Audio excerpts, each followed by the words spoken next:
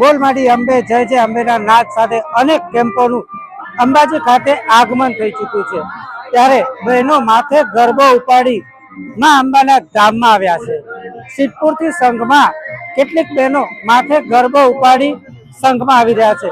ત્યારે બેનથી વાત કરવાનો પ્રયાસ કરીશું।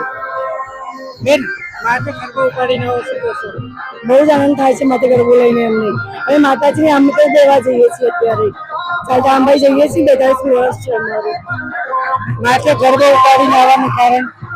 બસ માતાજી નવરાત્રી આવે છે તો ઘરે વહેલા વહેલા પધારે એનું આમંત્રણ આપવા જઈએ છીએ માતાજીને।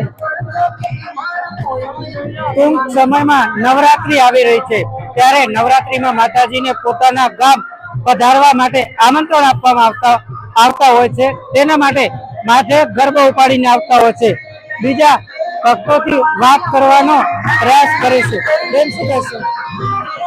માથે ગરબો ઉપાડીને આવો, શું કહેશો? ઘણો ભાર ઓછો લાગે છે શરીરમાં અને મન હળવું લાગે છે। છેક જ્યાંથી આવો ત્યાંથી જ ગરબો ઉપાડીને આવો? ના ના, મેં તો હમણાં જ મળ્યું।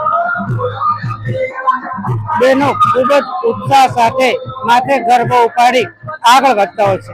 બોલ માડી અંબે જય જય અંબેના નાદથી સમગ્ર અરવલ્લીની ગિરિમાળાઓ અત્યારે તો ગુંજી રહી છે। Suresh Galsar, DNR news, Ambaji.